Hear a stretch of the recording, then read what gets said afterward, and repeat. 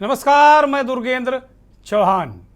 ऐसे वक्त जब विपक्षी पार्टियां एकजुट होकर भारतीय जनता पार्टी के नेतृत्व वाले एनडीए को मात देने के लिए तरीके तलाश रही हैं, तो सनातन धर्म पर टिप्पणी करके उदयनिधि स्टालिन यानी कि तमिलनाडु के चीफ मिनिस्टर के बेटे और तमिलनाडु सरकार में मंत्री ने एक तरीके से नया हंगामा और बवेला खड़ा कर दिया है और आग में घी डालने का काम कांग्रेस अध्यक्ष मल्लिकार्जुन खड़गे के बेटे प्रियांक खड़गे ने किया है।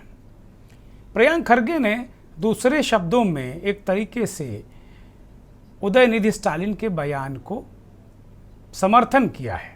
उदयनिधि और प्रियांक के सनातन धर्म को लेकर जो राय व्यक्त की है, उससे कांग्रेस और विपक्षी गठबंधन सख्ते में है और ऐसा लग रहा है कि कहीं ये सेल्फ गोल ना हो जाए। 2014 में जब सर्दी का महीना था और वातावरण में सियासी गर्मी थी, तब लोकसभा चुनाव करीब थे और भारतीय जनता पार्टी पद के उम्मीदवार नरेंद्र मोदी लगातार अपनी चुनावी रैलियों में कांग्रेस पर हमलावर थे, डॉक्टर मनमोहन सिंह की सरकार पर हमलावर थे। इसी बीच एक तरीके से मणिशंकर अय्यर नाम के व्यक्ति की एंट्री हुई और उस शख्स ने पूरी चुनावी डायनामिक्स बदल दी। कांग्रेस बुरी तरह हारी। अय्यर के बयान के बाद कि चाय वाला देश का प्रधानमंत्री नहीं बन सकता, इस मुद्दे को बीजेपी ने उठाया, कैस कराया, मोदी के अपमान से जोड़ा और यही मुद्दा और मणिशंकर अय्यर बीजेपी के चुनाव अभियान की धुरी बन गया। और जब नतीजे आए 16 मई 2014 को, तो बीजेपी को 282 सीटें मिली थी और कुल मिलाकर अकेले दम पर ही उसने 273 का आंकड़ा पार कर लिया था। बीजेपी के नेतृत्व वाले एनडीए को उस वक्त 366 सीटें मिली थी। आप सोच रहे होंगे कि मणिशंकर अय्यर के इतने पुराने बयानों की चर्चा आज हम क्यों कर रहे हैं, क्योंकि अय्यर ने एक तरीके से सेल्फ गोल किया था और वो सेल्फ गोल का प्रतीक बन गए थे। मणिशंकर अय्यर की इमेज भी इसी तरीके की अब हो गई है और अभी थोड़े दिन पहले भी उनका इस तरह का बयान आया था, जिसको लेकर लगातार चर्चा की जाती रही है कि भाई कुल मिलाकर ये कहा जाता है कि भाई मणिशंकर अय्यर ही बार बार क्यों आ जाते हैं। आम आदमी पार्टी के सांसद संजय सिंह ने सवाल उठाया कि भाई वो आते हैं या उन्हें एक तरीके से लाया जाता है। और इसी बीच जो उदयनिधि स्टालिन का मसला है, ये अपने आप में चर्चा में है और उदयनिधि ने एक तरीके से सनातन धर्म को कोरोना के जैसी खतरनाक बीमारी बताया, मलेरिया डेंगू जैसी खतरनाक बीमारी सनातन धर्म को बताया है।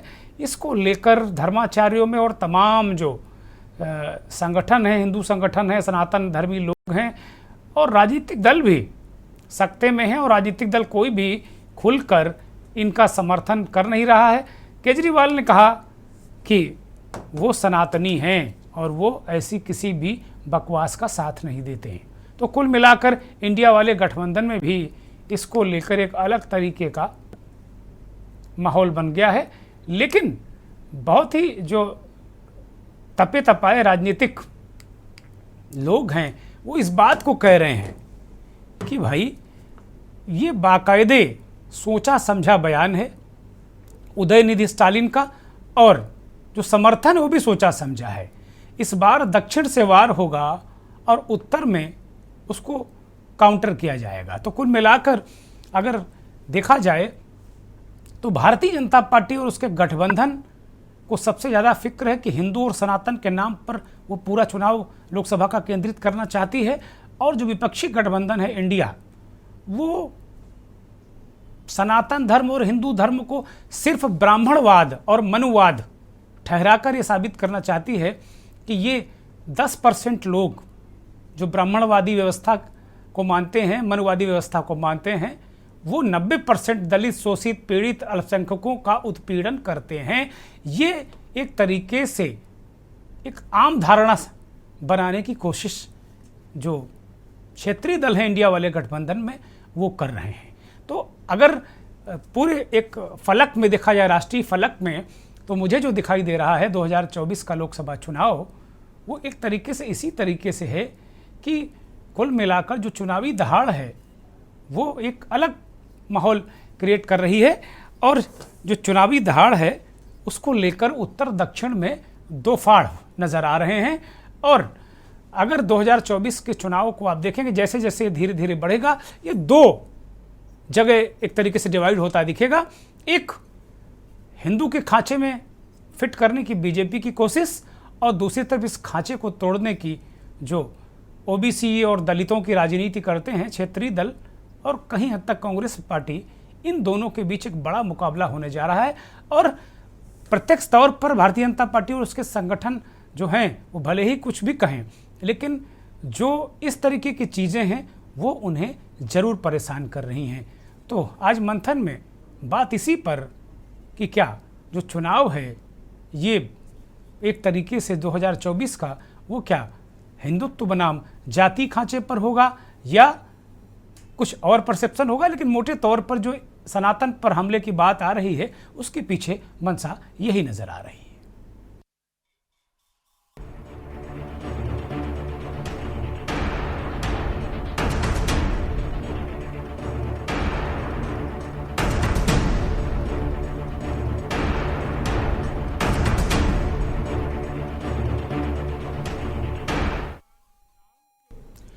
एक तरीके से अगर देखा जाए तो जिस तरीके से भारतीय जनता पार्टी और हिंदू संगठनों ने स्टालिन के बयान पर आक्रमण किया है, और कल से लेकर आज पूरे दिन और रात तक जो दिल्ली वाले चैनल हैं वो सारे इसी पर लगे हुए हैं कि सनातन धर्म पर आक्रमण, सनातन धर्म पर आक्रमण। और चैनल वाले भी व्यक्तिगत रूप से बहुत आहत हैं इसको लेकर कि भाई सनातन धर्म पर आक्रमण हो गया है। वास्तव में जो इंडिया वाले गठबंधन के लोग हैं वो कह रहे हैं कि ये जितने भी लोग हैं ये ब्राह्मणवादी व्यवस्था के पोषक हैं, ये मनवादी व्यवस्था के पोषक हैं, इसलिए इस तरह की बातें कर रहे हैं। वास्तव में जो सनातन है अब वो ब्राह्मणवाद के कब्जे में आ चुका है, मनवादियों के कब्जे में आ चुका है, ऐसा कहना रहा है स्टालिन का, जूनियर स्टालिन का। और प्रियांक खड़गे ने भी इस बात को कहा कि अगर जो धर्म किसी को शोषित करे, पीड़ित करे, दलित शोषित पीड़ितों का अपमान करे, उन्हें मंदिर में न जाने दे, तो वो बीमारी जैसा ही है। एक तरीके से उन्होंने उनकी बातों का परोक्ष रूप से समर्थन भी किया उदयनिधि स्टालिन का। और दोनों, एक चीफ मिनिस्टर तमिलनाडु का बेटा है और दूसरा कांग्रेस के अध्यक्ष का बेटा है।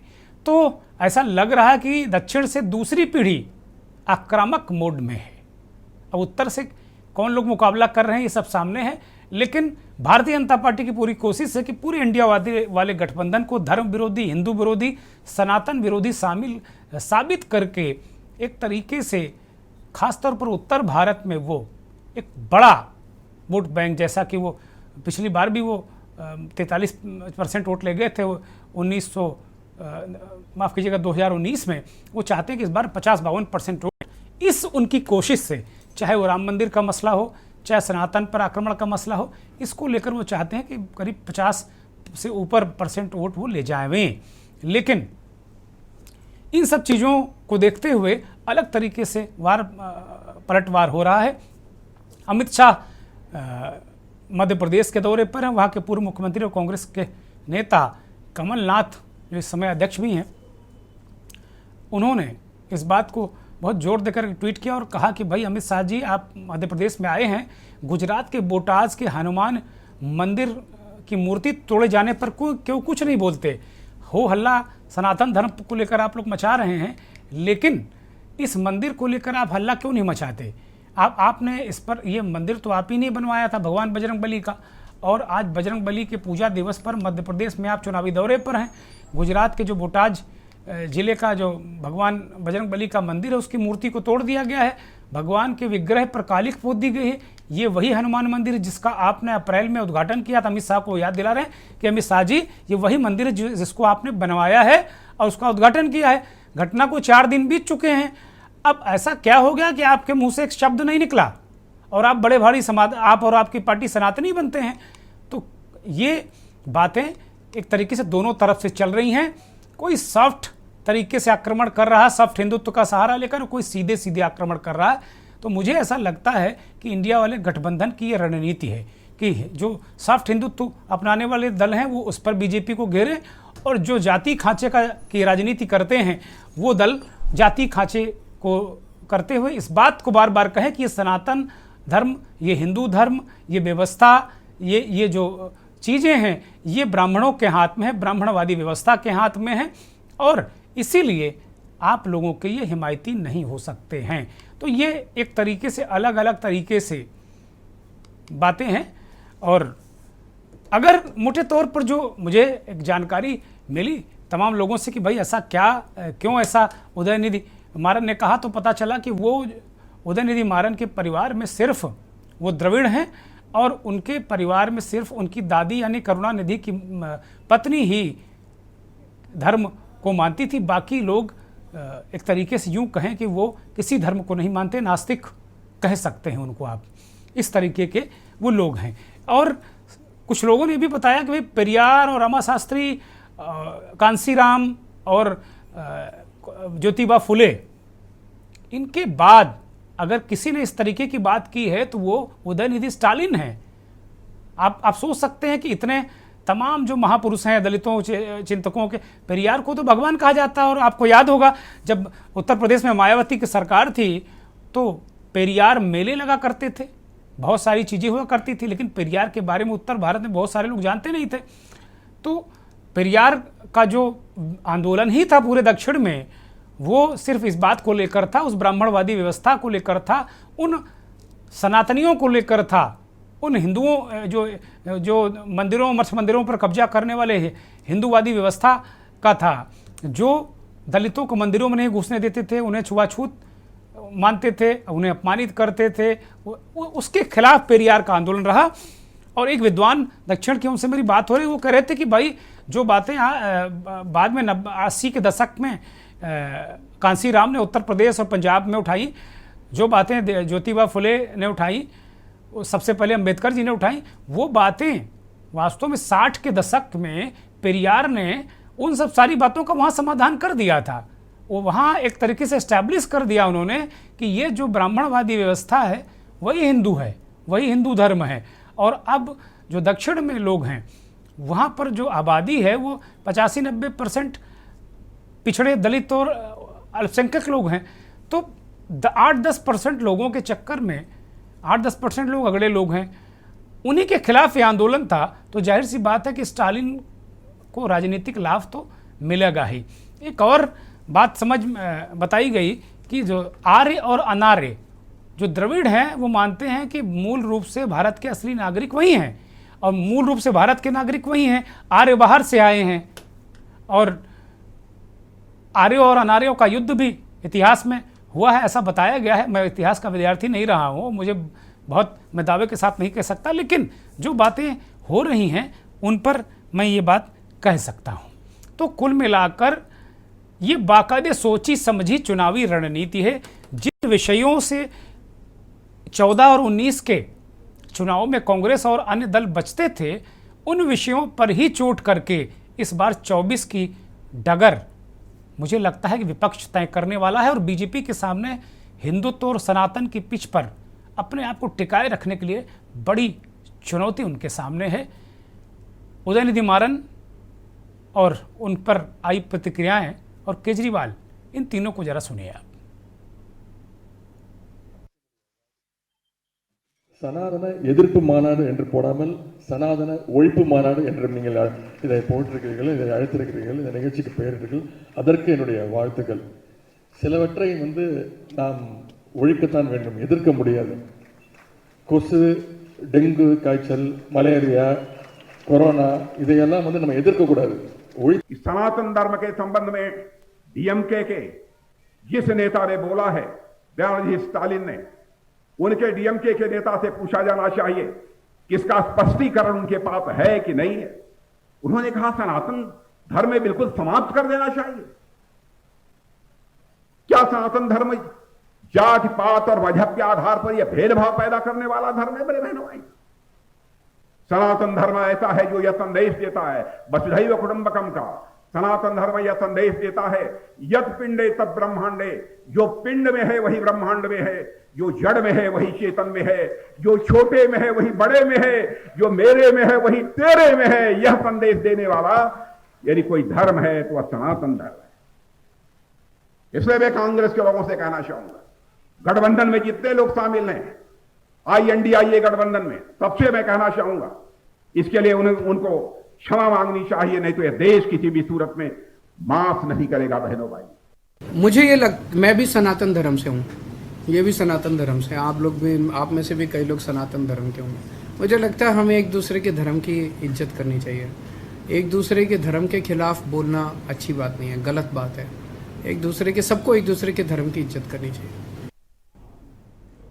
केजरीवाल बात तो ठीक कह रहे हैं कि भाई धर्म पर किसी के, एक दूसरे के धर्म की इज्जत करनी चाहिए और उस पर कोई टिप्पणी नहीं करनी चाहिए। बात इस देश में बवाल ही इसी बात को लेकर है कि कौन श्रेष्ठ है कौन नहीं श्रेष्ठ है। धर्म पर टिप्पणी से ही सारी बवाल की जड़ यही है और यही हो रहा है। लेकिन राजनाथ सिंह कह रहे हैं कि सनातन वो है, जड़ में भी है, चेतन में भी है, मुझ में भी है, तुझ में भी है। सनातन के सिद्धांत तो बिल्कुल साफ हैं, स्पष्ट हैं और अद्भुत हैं। लेकिन जिस बात की तरफ प्रियांक खड़गे इस बात को लेकर उठा रहे हैं कि भाई ये व्यवस्था, सनातन को संचालन की व्यवस्था मनुवादियों, ब्राह्मणवादियों, ब्राह्मण व्यवस्था के हाथ में चली गई। यही बात पेरियार साहब कहा करते थे और वो लगातार इस पर चोट भी करते रहे, तमाम चीज़ें वो कहते रहे। तो इसको लेकर जिन लोगों के हाथ में सनातन की व्यवस्था थी, उन्होंने इसको अपनी मर्जी से चलाया, अपने फायदे नुकसान से चलाया। बवाल इस बात को लेकर है। सनातन पे मुझे नहीं लगता कि किसी को बहुत दिक्कत होगी। स्टालिन ने क्यों कहा ऐसा, उसके राजनीतिक निहितार्थ हो सकते हैं, जूनियर स्टालिन। लेकिन पेरियार के आंदोलन को पूरा देखें तो वो पूरी ब्राह्मणवादी व्यवस्था, मनुवादी व्यवस्था के खिलाफ ही रहा है। और तमाम इस तरह के महापुरुष जो दलितों, शोषितों, पीड़ितों के लिए लड़ते रहे हैं, उनका मकसद भी यही रहा है। लेकिन सवाल यही है, मान्यवर काशीराम, मायावती, ये सारे लोग, अब तो मायावती बहुत रिफाइंड हो गई, लेकिन शुरुआत में मान्यवर काशीराम भी यही बात कहा करते थे कि मनवादी, अगले लोग ब्राह्मणवादी व्यवस्था, इस पर वो चोट करा करते थे। लेकिन तब मुझे लगता कि नहीं, इतना कहीं बवाल बवंडर मचता था, क्योंकि एक अब चूंकि पूरा आधार ही, एक जो गठबंधन है या एक जो दल है, उसका आधार पूरा इसी पर टिका हुआ है और दूसरा उस पर चोट कर रहा है, तो जाहिर सी बात है कि राजनीतिक मसला दोनों तरफ है। हमारे साथ कुछ मेहमान जुड़ गए, उनका परिचय कराएंगे। लेकिन आज सुप्रीम कोर्ट को करीब 231 लोगों ने इस देश के, जिसमें पूर्व IAS, IPS, IFS, तमाम जो विद्वान लोग हैं, उन लोगों ने सुप्रीम कोर्ट को एक चिट्ठी लिखी और कहा कि आप ये स्वतः संज्ञान में लेके ये जूनियर स्टालिन, उदयनिधि स्टालिन जो मंत्री हैं और वहाँ के चीफ मिनिस्टर स्टालिन के बेटे हैं, उन पर कार्रवाई कीजिए और इस मामले को संज्ञान में लीजिए। ये बहुत गंभीर मसला है। 231 लोगों ने चिट्ठी लिखी सुप्रीम कोर्ट को। हमारे साथ कुछ खास मेहमान जुड़ गए हैं। पुष्पा मिश्रा, अधिवक्ता सुप्रीम कोर्ट, हमारे साथ जुड़ी हैं। पुष्पा जी स्वागत, धन्यवाद। बेंगलुरु से वरिष्ठ पत्रकार मनोहर येडवट्टी जी हमारे साथ जुड़े हैं। मनोहर जी, आपका स्वागत, बहुत धन्यवाद, बहुत आभार। और बीजेपी के नेता श्रीनाथ जी हमारे साथ कर्नाटक से जुड़े हैं, आपका भी बहुत स्वागत, बहुत धन्यवाद श्रीनाथ जी। मैं चर्चा की शुरुआत मनोहर जी से ही करूंगा, वरिष्ठ पत्रकार, हम बेंगलुरु से हमारे साथ जुड़े हैं। मनोहर जी, मैं आपके पास आ रहा हूं। ये पूरा विवाद, जैसा कि मेरे पास, मुझे थोड़ा बहुत जो पता है कि द्रविडियन जो लोग हैं वो शुरू से वहाँ पर इस बात को लेकर काफ़ी रहा है कि भाई जो मनवादी व्यवस्था, उसके ब्राह्मणवादी व्यवस्था, जो सारी चीज़ें उस रही हैं जिनको ये कहते रहे हैं, वो पेरियार का आंदोलन भी इसी तरह का रहा। कांसीराम भी लगभग इसी लाइन पर बोलते रहे।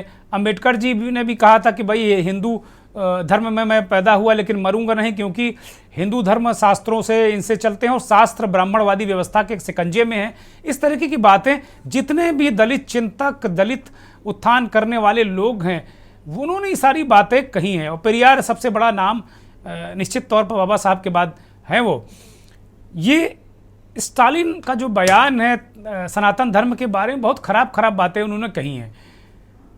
ये क्या राजनीतिक निहितार्थ है या इससे उनको वहाँ राजनीतिक निहितार्थ कुछ हल हो रहा है, या फिर दक्षिण से उत्तर की ओर ये हमला है बीजेपी और उसके आनुषंगिक संगठनों के लिए, क्या मानते हैं इसको मनोहर जी? नमस्कार। देखिए, ये जो भी उदयनिधि स्टालिन ने बताया है, ये ऐसे बातें ये बहुत दिन से, बहुत वर्षों से करते आ रहे हैं। सिर्फ वो नहीं, उनके पिता भी और पहले डीएमके के नेता करुणानिधि भी। लेकिन अजब की बात है, देखिए वो सिर्फ ब्राह्मण के खिलाफ कितने बातचीत करते रहते हैं, लेकिन दयानिधि मारन जैसे आपको मालूम है, केंद्र के पूर्व मंत्री, वो एक अयंगारी लड़की को शादी किए हैं। और मुरसोली मारन जो डीएम के नेता करुणानिधि के पत्नी के भाई थे, वो भी अयंगारी को शादी किए हैं। जब ये ब्राह्मण के खिलाफ बोलते रहते हैं, सनातन धर्म के खिलाफ बोलते रहते हैं, लेकिन जब वो इंडिविजुअल प्रैक्टिस के बात आते हैं, तब वो ब्राह्मण की शादी करने का मतलब क्या है? आप जिंदगी भर ब्राह्मण के खिलाफ बोलते आ रहे हैं, पब्लिक कैंपेन करते आ रहे हैं और शोर मचा के आ रहे हैं, फिर अपने व्यक्तिगत जीवन में ब्राह्मण का क्या मतलब होता है? और ये पहली बार इन्होंने ऐसे गलत बयान नहीं दिया है। जब 2020 असेंबली इलेक्शंस में भी इन्होंने एक इलेक्शन कैंपेन कमेटी मीटिंग में बताया था कि ये अरुण जेटली और सुषमा स्वराज को ध्यान के लिए प्राइम मिनिस्टर नरेंद्र मोदी कारण है करके। ये ऐसे ऐसे कैसे आप क्या कोई मतलब नहीं है उसका, कोई साबित करने के लिए आपके पास कुछ ये भी मटेरियल नहीं है, ऐसे कैसे आप बात कर सकते हैं? और यही इनके पिता एमके स्टालिन जो अभी चीफ मिनिस्टर है, वो एरोड में एक पब्लिक मीटिंग 2018 में उन्होंने बताया था कि ये बहुत दिन ज़्यादा नहीं, जब तमिलनाडु अलग राष्ट्र बन जाएगा। ये हमेशा बोलते आ रहे हैं, ये पहली बार नहीं, ये दूसरी बार नहीं, और ये बंद नहीं करेंगे ऐसी बातें। और ये और एक मिनिस्टर, एक एमपी है, वो तोल तिरुवान्मल करके, वो उनका अलग एक पार्टी है, वो बोलते हैं north Indians are not welcome in Tamil Nadu. देखिए, हर बार जब भी पार्लियामेंट में जो ही स्टेट का मामला आता है, तमिलनाडु का लोग इतना हंगामा करते हैं, इतना लॉबी करते हैं कि केंद्र के जितना भी पैसे है, जितना भी फंड है, सिर्फ उसको जाना चाहिए करके। और देखिए, अभी 2020 स्टैटिस्टिक्स के हिसाब देश का हाईएस्ट इंडस्ट्रीज तमिलनाडु में है, और दूसरी स्थान पे गुजरात है। हम सब समझ लेते हैं गुजरात बहुत इंडस्ट्रियल स्टेट है, बहुत प्रोग्रेसिव स्टेट है, लेकिन स्टैटिस्टिक्स के मुताबिक तमिलनाडु में 38,837 फैक्ट्रीज है। इसका मतलब गुजरात से 10,000 ज्यादा है। और जब भी इलेक्शन का मामला आता है, ये हमेशा केंद्र के खिलाफ बोलते हैं। अगर यूपीए का हो या एनडीए का हो, बीजेपी का हो, किसका भी हो, वो हमेशा कुछ न कुछ लॉबी करते रहते हैं और ये साबित कर लेते हैं कि जो कितना भी फंड है वो सब तमिलनाडु को आ जाए, और तमिलनाडु से 1 रुपए भी वापस नहीं जाएगा। बहुत सारे स्टेट्स हैं इंडिया में जो सेंट्रल फंडिंग होता है वो पूरा इस्तेमाल नहीं होता है और वापस चले जाता है, लेकिन ये मनोहर जी सारी बातें ये पीढ़ियों दर पीढ़ियों ये गाली देते रहे हैं, ये सारी चीजें करते रहे, सनातन को गाली देते रहे, मैं सहमत हूं। लेकिन पेरियार के आंदोलन का क्या बेस था? यही तो था ना कि वहां जो साउथ में ब्राह्मणवादी व्यवस्था थी, मठ मंदिरों में ब्राह्मणों का कब्जा था, इसी को लेकर तो आंदोलन था। प्राइम मिनिस्टर आप बात करें मनोहर जी। जी दुर्गेश जी सही है, नहीं लेकिन वो जमाना चले गए ना। पेरियार चाहे हो, चाहे फुले हो, कांसीराम हो, कांसीराम को तो बहुत पुराना जमाना नहीं है, वो भी उत्तर भारत में यही बात कहते रहे कि मनुवादी ब्राह्मणवादी यही बात कहते रहे। और इसमें वो कहते रहे कि भाई ओवरऑल जो सारी व्यवस्था पर कब्जा है सनातन ब्राह्मण लोग चलाते हैं, इस बात को लेकर वो कहते रहे। और ऐसा नहीं है कि वहां दक्षिण की जनता उनको बहुत नकारती रही है, सरकारें उनकी भी बनती रही, चाहे वो जयललिता हो चाहे करुणानिधि हो। करता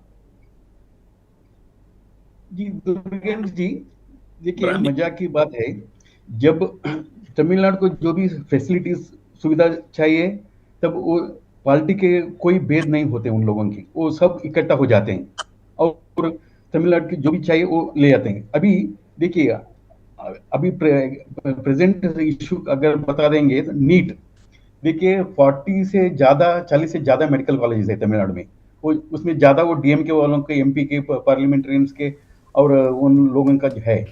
और ये पहली बार ऐसी हो रहा है कि जो सरकार फिक्स करेगा वो फीस सब माना पड़ेगा, लेकिन उससे उसको बहुत नहीं, ये डेवलपमेंट उसकी बात अलग चीज है। वो फोकस चर्चा कर रहे हैं कि भाई सनातन धर्म कोरोना है, वो यहां तक कह रहे हैं।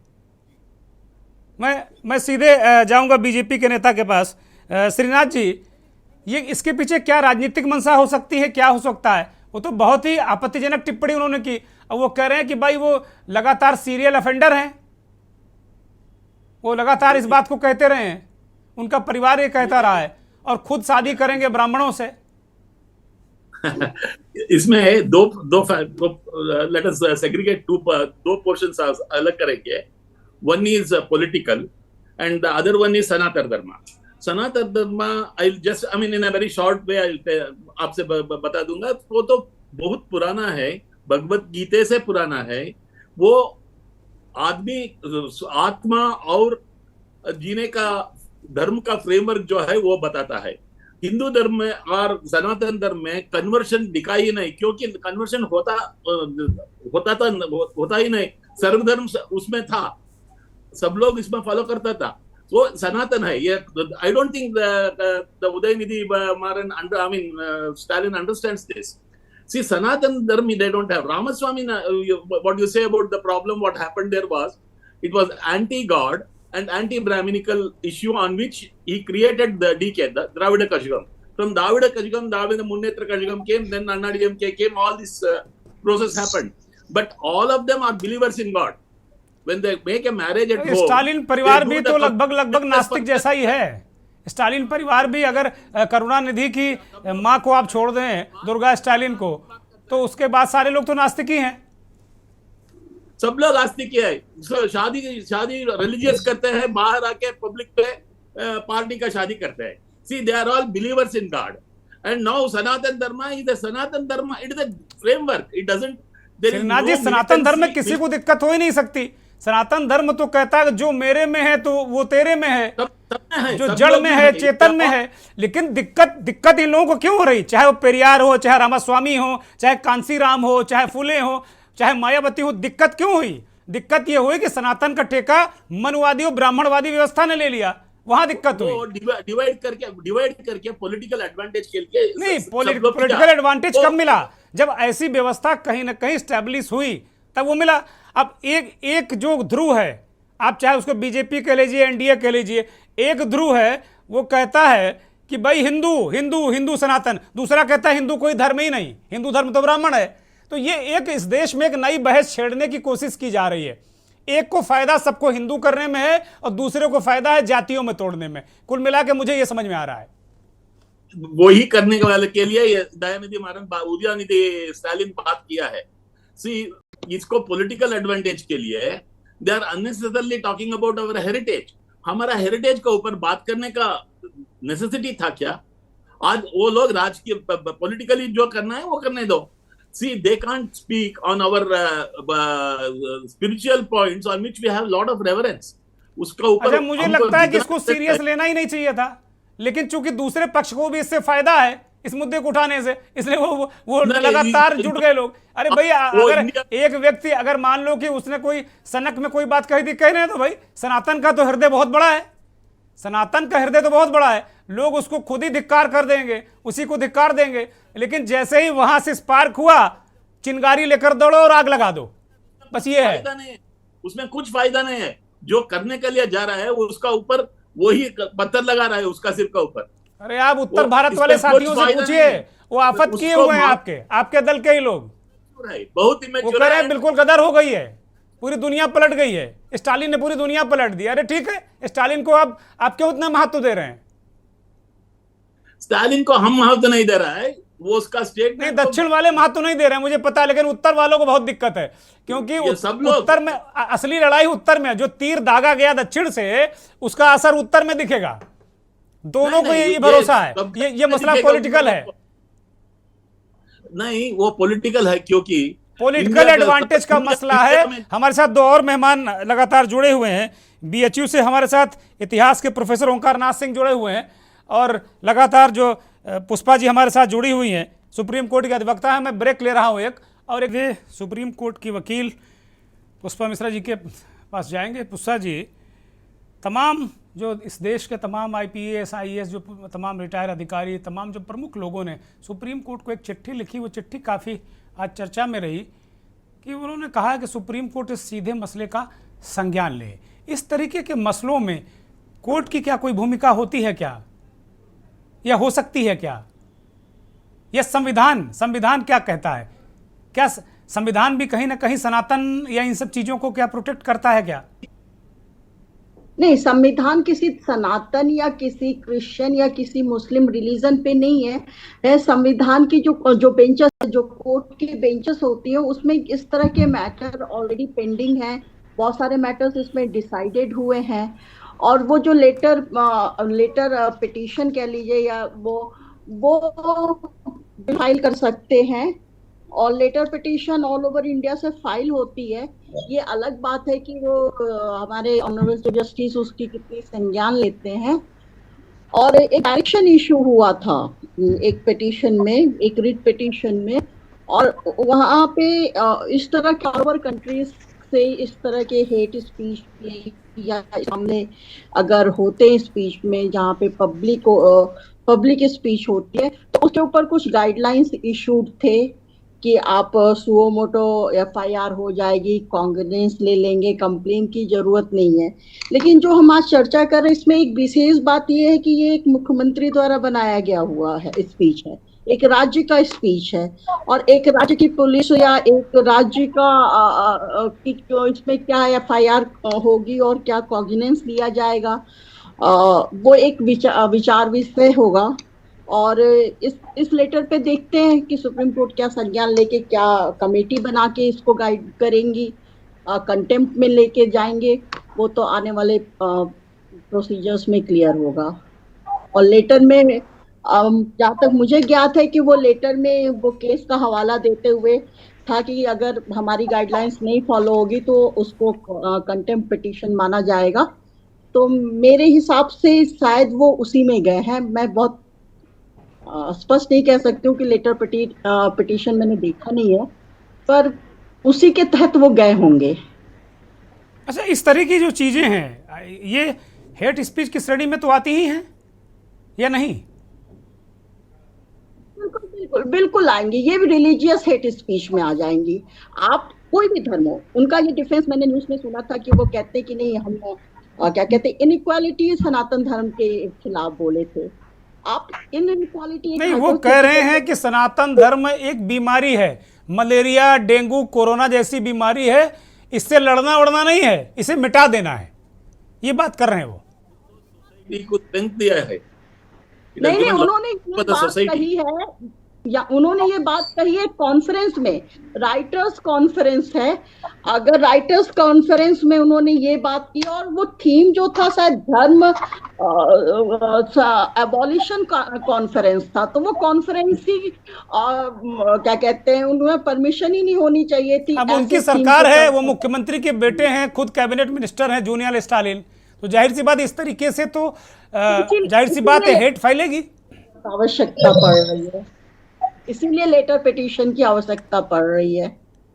अच्छा जी, मैं BHU के इतिहासकार हमारे साथ जुड़े हुए हैं, ओंकार नाथ सिंह, मैं सिंह साहब के पास आऊँ इससे पहले एक और मेहमान हमारे साथ जुड़ गए हैं, रामादल ट्रस्ट के मुखिया हैं कल्की महाराज जी। महाराज जी, आपका स्वागत है, धन्यवाद है, आभार है आपका। प्रोफेसर ओंकार नाथ सिंह, मैं आपके पास आ रहा हूँ। ये जो झगड़ा चल रहा है, आप शुरू से तमाम आर्य या नार या द्रविड़, मैं बहुत इतिहास का विद्यार्थी नहीं हूँ, आप तो ज्ञाता हैं उसके, ये आपको क्या लग रहा है, क्या वहाँ की पॉलिटिकल कंडीशंस को लेकर, या क्या कहता है सनातन, क्या मूल सनातन जिसके बारे में वो डिस्कस कर रहे हैं, वो मूल सनातन को लेकर उनकी भावना है, या सनातन जैसा लोग कह रहे हैं कि क्या सनातन ब्राह्मणवाद और मनुवाद के कब्जे में आ गया है क्या? इसका कोई प्रमाण इतिहास से लेकर जरा अभी मौजूदा तक जरा इसको बताने की कृपा करें हमारे दर्शकों को। देखिए, चूँकि मैं इतिहास का विद्यार्थी हूँ, इसलिए जो भी कुछ कहूँगा वो इतिहास के नज़रिए से ही कहूँगा, मेरा व्यक्तिगत कोई विचार नहीं होगा। इतिहास में अभी तक विश्व में जितनी भी सभ्यताएं और धर्म रहे हैं, उसमें सनातन या वैदिक परंपरा या पौराणिक परंपरा का जो यह धर्म है, जिस पर कि अभी कमेंट किया गया है, वह बहुत ही लचीला धर्म है और निश्चित रूप से जीने की कला को सिखाता है। और वैदिक परंपरा से लेकर के और पौराणिक परंपरा से होते हुए कई हजार वर्षों से यह धर्म पूरे पृथ्वी पर, पूरी धरा पर विद्यमान है।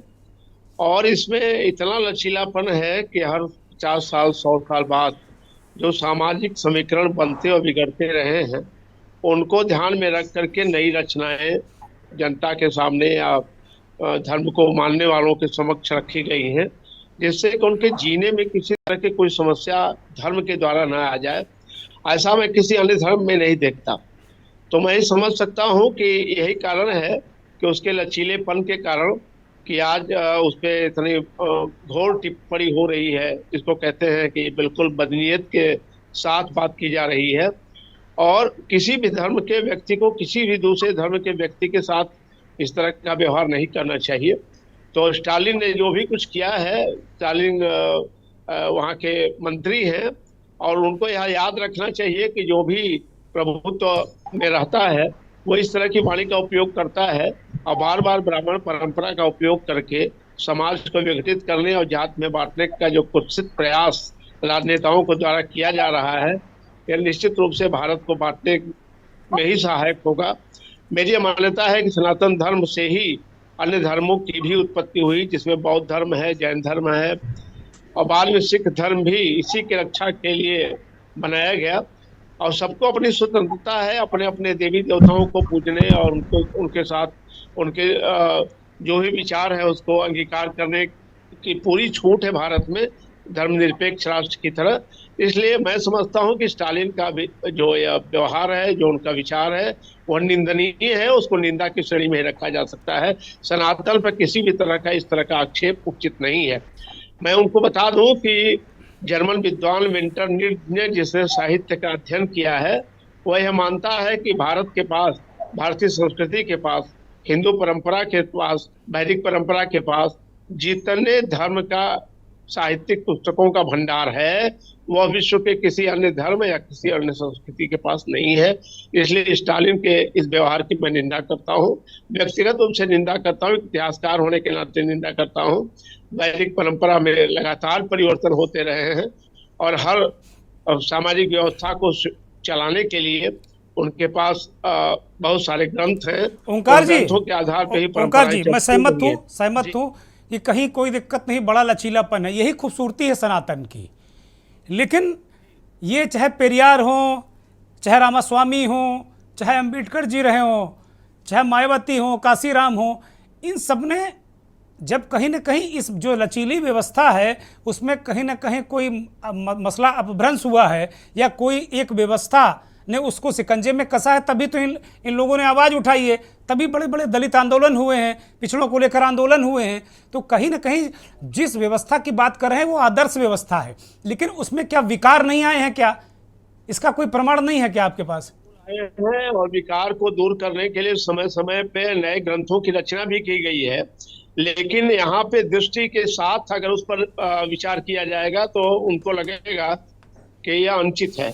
लेकिन मैं मानता हूँ कि शायद इतना बड़ा लगातार परिवर्तित होने वाला जो धार्मिक व्यवस्था रही है सनातन परंपरा की, मैं आपको ग्रंथों के नाम गिना देता हूँ।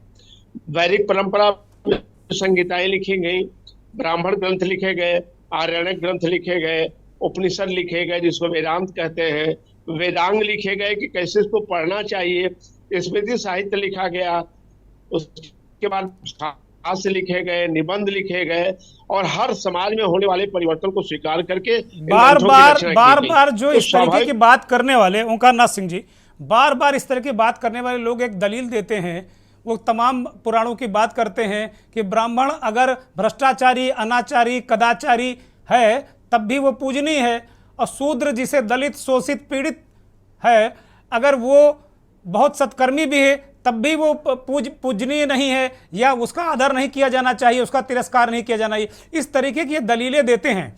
और दूसरा मसला है कि क्या, जैसे आपने कहा कि ब्राह्मण संहिता लिखी गई मनु संहिता लिखी गई, तमाम संहिताएं इस तरह की चीजें लिखी गई। तो ये तो है तो सब ब्राह्मणवाद के इर्द गिर्द ही। कोई दलित संहिता क्या लिखी गई उसके बारे में जरा बताइए।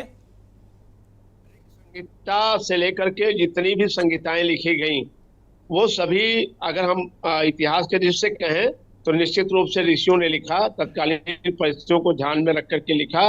वहां उन्होंने एक ही परिवार में तीनों तरह की व्यवस्थाएं दी।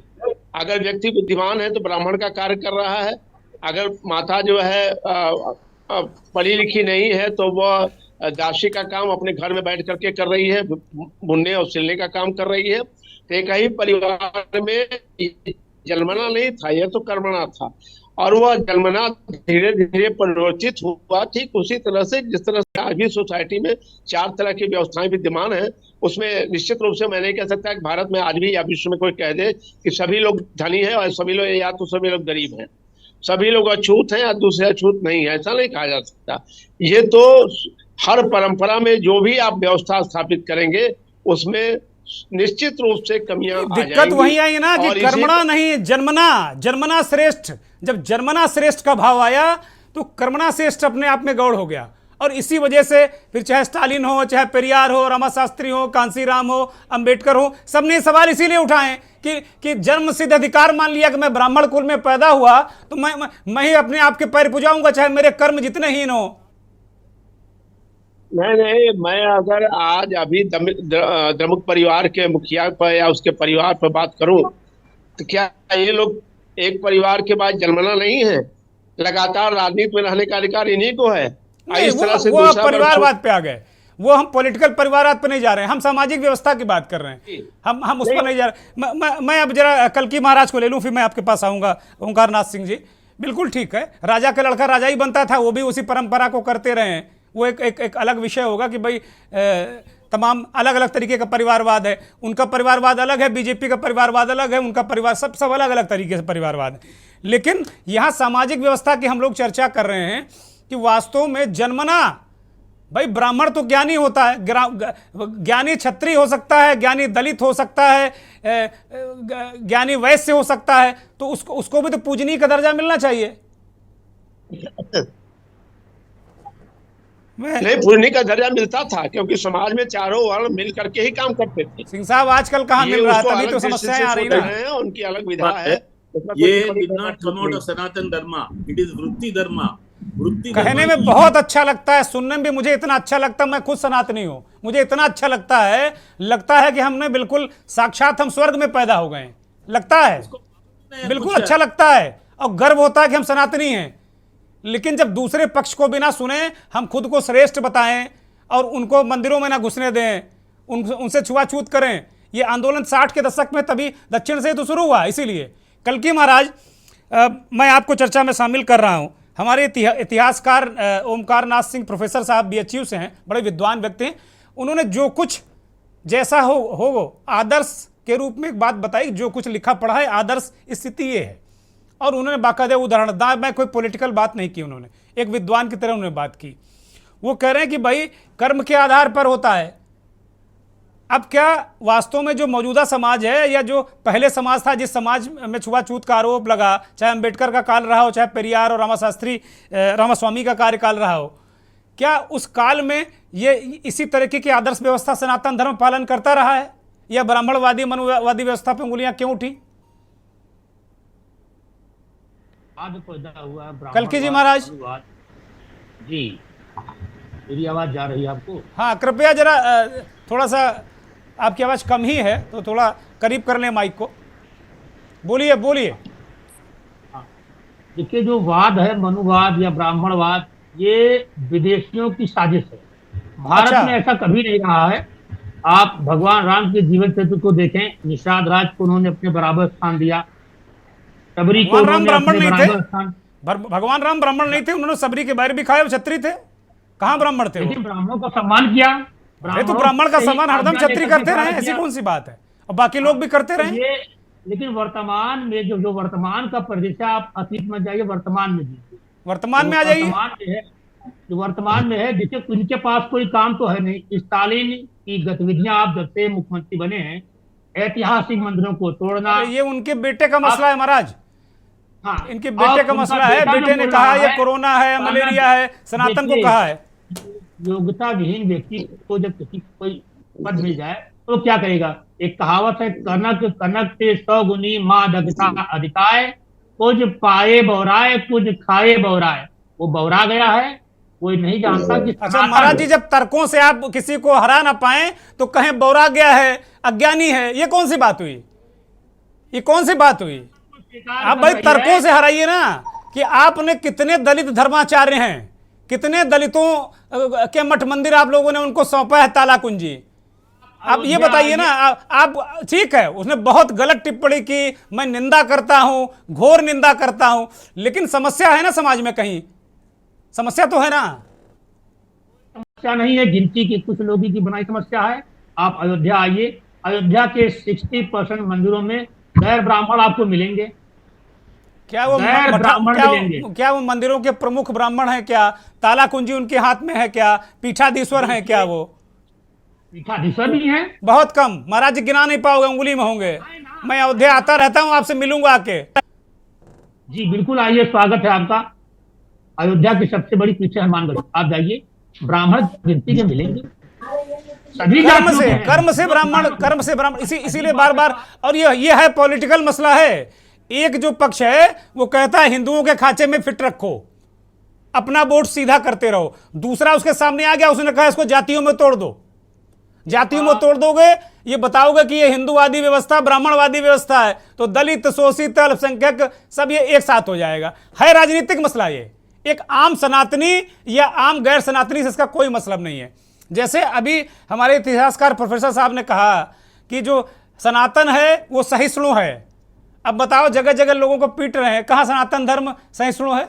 अगर वो असली सनातनी है क्या? वो सनातन धर्म सहिष्णु है? उन्होंने कहा अगर सनातन सहिष्णु नहीं होता तो स्टालिन जैसा व्यक्ति सनातन के बारे में ऐसे शब्द कह ही नहीं सकता था, हैसियत नहीं थी उसकी। बिल्कुल सत्य कहा, जिसके जो मुंह में आता है वो बक देता है, क्योंकि जबान में हड्डी होती नहीं है। सनातन बर्दाश्त करता है, सनातन बहुत विशाल है। ये 2-4 मिनटों के फुलकने से सनातन समाप्त होने वाला नहीं है। इनका अस्तित्व स्वयं खतरे में है। जो उन्होंने कह दिया है, ये जो हिंदू कहीं न कहीं अलग थे वो भी एकजुट हो रहे हैं। उत्तर प्रदेश के एक नेता हैं स्वामी प्रसाद मौर्य, वो कहते हैं कि हिंदू कोई धर्म है नहीं, तो ब्राह्मण धर्म है, ब्राह्मणों ने कब्जे में कर रखा है। जिसके पास कोई आधार बचा, कुछ कर्म नहीं है, कर्महीन व्यक्ति यही कह रहा है। जब कर्म धर्म एक बहुत विशाल जगह है, आप उस पर टिप्पणी क्यों उठा रहे हैं? ये व्यवस्था खाली हमारे सनातन समाज में ही है, और उठाने वाले भी सनातनी हैं। वो लोग जिन्होंने अपना धर्म बदल दिया, कुछ बौद्ध हो गए, कुछ ईसाई हो गए। तो देखिए, आदमी अपनी संतान से ही हारता है। कल को हिंदू थे, आज वो ईसाई हैं, बौरा रहे हैं। जो हिंदू थे बौद्ध हो गए, धर्म बदल दिया, आज वो अनाथ बौद्ध भी तो हिंदू का ही है। अभी कहा है, अभी हमारे 2 वक्ताओं ने कहा कि बौद्ध जैन सब इसी से सनातन से निकले हैं। महात्मा बुद्ध स्वयं बहुत बड़े भक्त थे और हिंदू ही थे, लेकिन अब उनके नाम पर एक धर्म बना दिया गया। आप लोगों को एक कॉन्फ्रेंस करनी होगी धर्माचार्यों को, और बहुत गंभीरता से इस बात को सोचना होगा कि भाई दलितों, पिछड़ों, शोषितों वाले धर्माचार्य भी लाओ आप, नहीं तो मुझे लगता है इस तरह के आक्रमण होते रहेंगे। मैं आ रहा हूं श्रीनाथ जी आपके पास आ रहा हूं। मैं पुष्पा जी के पास जाऊंगा। पुष्पा जी चूंकि कानून की विशेषज्ञ हैं और कानून को मुझे लगता है बहुत वर्षों से आप समझ रही होंगी, देख रही होंगी। पुष्पा जी, जब इस तरीके की चीज़ें समाज में नफरत फैलाने वाली हो जाएं, चाहे वो इधर से चाहे उधर से, तो कानून की भूमिका क्या होनी चाहिए और क्या होती है? देखिए, मैं आपको बहुत गौर से सुन रही थी। मेरा ये मानना है कि मान लीजिए सनातन धर्म में इक्वालिटी नहीं है, ब्राह्मणवाद है, चलिए हम आपकी बात मान भी लेते हैं। मैं नहीं कह रहा हूं, मैं बिल्कुल नहीं कह रहा हूं इस बात को। तो समाज में ये फैलाया जाता है, ये मिथ है, मिथक है, सच है, झूठ है, ये फैलाया जाता है और हरदम ब्राह्मणवाद को टारगेट में लिया जाता है, ब्राह्मण को टारगेट में लिया जाता है। मैं ये कह रहा हूँ बिल्कुल, कास्ट सिस्टम को, ब्राह्मणवाद को, हिंदुत्व को, सनातन धर्म को, ये सारे मुद्दे 3 दशक से चले आ रहे हैं। इस पे कोर्ट में भी केसेस हुए हैं। पर प्रश्न ये उठता है कि मान लीजिए कि हमारे धर्म में कुछ कुरीतियां होंगी या कुछ कमियां होंगी, तो उसका एक मुंह समूह नाश कर देने का, उसको जड़ से उखाड़ देने का जी। क्या किसी एक धर्म के या एक समाज के व्यक्ति को या एक राज्य नास्तिक के व्यक्ति है भाई को वो। यह अधिकार है कि वो मूल रूप से नाश कर दे? सनातन धर्म बहुत है। 1 मिनट के लिए हम अगर यह भी मान लें तो क्या ये उनका ये कहना कि इसका मूल विनाश कर दे, जड़ से बिल्कुल नहीं, उखाड़ कोई देंगे, जस्टिफाई नहीं कर सकता, ये करना ही नहीं चाहिए। Justify और नहीं उनको कर टिप्पणी, सकता। ऐसी शर्मनाक टिप्पणी उनको करनी नहीं चाहिए। का विषय यह नहीं है कि सनातन धर्म में क्या कमियां हैं और इसके कारण समाज में क्या कमियां आ रही हैं या क्या कॉन्फ्रेंस होना चाहिए। आज का यह है कि उनका यह जो वक्तव्य है जो उन्होंने पब्लिक में दिया है, जो कॉन्फ्रेंस में दिया है समूल रूप से नाश करने का, ठीक है, सनातन धर्म कोई भी मूल रूप से नाश नहीं हो सकता है, लेकिन उनका यह स्टेप, ये मूल रूप से नाश करने वाला ही, यह गलत है। और आज हम उसी पे हैं कि एक पॉलिटिकल लिमिटेशन होनी चाहिए। हम जब भी फ्रीडम ऑफ स्पीच यूज करते हैं तो हमें एक पॉलिटिकल, वो अगर पॉलिटिकल इक्वेशंस के लिए हमने उसको यूज किया है, वोट सिस्टम के लिए हमने यूज किया है, तो एक रेखा कहाँ होगी? पुष्पा जी, सारे लोग इस बात से सहमत हैं। बड़ी बेहतरीन बात आप कह रही हैं, बड़ी बेहतरीन बात कह रही हैं, इसका स्वागत होना चाहिए। I agree with her. Voters नहीं, मैं भी एग्री हूं, और मुझे लगता है हिंदुस्तान में कौन सा व्यक्ति नहीं एग्री होगा पुष्पा जी की बात से। जो पढ़ा लिखा व्यक्ति होगा जरूर एग्री करेगा। बहुत सही बात कह रही हैं। लेकिन दिक्कत पुष्पा जी होती ना कि मैं शक्तिमान हूं, मैं समर्थ हूं, मेरे खिलाफ ना कोई कोर्ट कार्रवाई कर सकता है, ना मेरे खिलाफ पुलिस कार्रवाई कर सकती है, मैं मंत्री हूं, मैं मुख्यमंत्री हूं, मैं प्रधानमंत्री हूं, मैं कुछ भी बोलूं। नहीं, ऐसा नहीं है। आप देखिए, आप खाली इसी विषय पे नहीं देखिए, अब तमाम मुख्यमंत्री, तमाम अधिकारी, तमाम वो पोस्ट धारक व्यक्ति, बिल्कुल उनके खिलाफ केसेस चले, डिफॉर्मेशन के केसेस चले, तमाम केसेस उनके तरफ चलते हैं। और बहुत सारे लोग, बहुत सारे नेताओं को आप सुनते हैं, हम भी सुनते हैं, वो पब्लिकली कहते हैं भैया बटन दबाओ बजरंगबली जी का नाम लेकर। ये भी तो डिफॉर्मेशन है, धर्म का उपयोग आप कर रहे हो। ऐसा नहीं होना चाहिए ना। ये होता देखिए, जो धर्माचार्य हैं उनको उनको धर्म में रहना चाहिए और नेता को धर्म के बारे में नहीं बोलना चाहिए। मेरा स्पष्ट मानना है, कोई भी नेता हो उसको राजनीति में धर्म नहीं लाना चाहिए, और जो धर्माचार्य हैं उनको धर्म में राजनीति को नहीं लाना चाहिए। जो ये घमंजा है, सुप्रीम कोर्ट ने कहा भी है, शायद आप तो विद्वान हैं, सुप्रीम कोर्ट ने इस बात को कहा भी है कि अगर धर्म वाले बयान राजनीति से अलग कर दिए जाए तो शांति आ जाएगी देश में। नहीं, फिर तो आपको परिभाषित देखिए, धर्म का परिभाषण भी पॉलिटिकल रहा है और पॉलिटिकल भी धर्म से रिलेटेड है। They are all interconnected.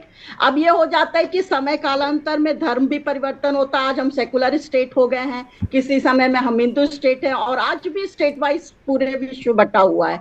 तो आप ऐसा नहीं कह सकते कि पॉलिटिक्स और रिलीजन दोनों अलग अलग चीजें हैं, इंटरमीडिएट। बट हमारी जो कॉन्स्टिट्यूशन की फ्रेमवर्क है, उस फ्रेमवर्क से हम कहाँ आगे, किस स्टेप तक आगे बढ़ सकते हैं, प्रश्न यहाँ है। ठीक बात है। वो पॉलिटिकल लेवल पे एक पूरे हिंदू धर्म को वह उखाड़ फेंकने, एक विनाश करने का जो ये प्रण ले रहे हैं, वो एक स्टेप ले रहे हैं, बहुत निंदनीय। और मुझे लगता है, आप क्या मानती हैं, सुप्रीम कोर्ट इसको स्वतः संज्ञान में लेकर कार्रवाई करेगा क्या? स्वतः संज्ञान का तो उन्होंने पावर्स दिए हुए हैं, बट इसमें एक देखिए जो टेक्निकल एंगल आ रही है कि एक राज्य पुलिस को पावर्स है कि वो FIR, तमिलनाडु की पुलिस तो कुछ करेगी नहीं, ये तो तय है। बिल्कुल नहीं करेगी। तो कमेटी बनी है, आपको देखिए एक कमेटी फॉर्म हुई है। अभी तक जितने cases all over the country आए हुए हैं उसमें कमेटीज बने हुए हैं, कमेटीज हेडेड बाय DGP। इसमें भी मेरे हिसाब से एक कमेटी बन जाएगी जो तथ्यों की जांच करेगी। बिल्कुल करना चाहिए। ठीक बात है। पुष्पा जी, मेरे पास वक्त नहीं है, मैं फाइनल कमेंट 10 सेकंड में लूंगा। भारतीय जनता पार्टी के नेता श्रीनाथ जी हमारे साथ जुड़े हैं। श्रीनाथ जी, फाइनल कमेंट, इसके बाद खत्म करूंगा मैं। ये बेसिकली डायनास्टिक पॉलिटिक्स में जो होता है, the people without maturity power पे आ जाता है। लोग को सोशल कमिटमेंट जो है, सोसाइटी को जिस डायरेक्शन में लेके जाना है, वो सोच भी नहीं रहता है उसका ऊपर। जो मन में आता है वो बात करता है। सनातन धर्म जो है उसको सोच, उसका ऊपर छोटा टिप्पणी करके वो क्या है समझ के बात किया तो अच्छा रहता था। वेरी इमेच्योर है। एंड सेकेंडली हिपोक्रेसी है। Believer, they are believers of God and talk of non-believerability and Varnashrama. Varnashrama got created over a period of time for different reasons. Today, a Brahmin can be a worker on the iron and this one. I mean, he can be a Vaishya, he can be a Okaliga also. When he does the agriculture, this one, it is a Vritti-based one. But these people want to use it as a political tool for winning the election in Tamil Nadu, but they have damaged their own group all over the India. I mean, they don't understand. ठीक है, See, that is thank what I you said, Srinath ji, dynastic thank you, politics. बहुत धन्यवाद। पुष्पा जी धन्यवाद आपका, मनोहर जी आपका धन्यवाद, श्रीनाथ जी आपका भी धन्यवाद, बहुत बहुत धन्यवाद उन दर्शकों का जो के न्यूज़ को देखते हैं, हमारे इस खास कार्यक्रम मंथन को देखते हैं। सारे लोगों ने कहा, और ये जो टिप्पणी है किसी के धर्म को नाश कर देने की, विनाश कर देने की, ये बहुत ही अपमानजनक और अशोभनीय है, और इसकी जितनी भी निंदा की जाए उतनी कम है। लेकिन इस टिप्पणी के पीछे के जो सवाल हैं उन पर हमें चर्चा करनी होगी, बहस करनी होगी, उनका समाधान करना होगा। आदर्श बात यह है कि ऐसा करना चाहिए, ऐसा होना चाहिए, सनातन मुझ में भी है, तुझ में भी है, लेकिन क्या इस धारणा को, इसे संचालित करने वाले लोग अपनाते हैं क्या? ये बड़ा सवाल है। बहुत बहुत धन्यवाद, नमस्कार।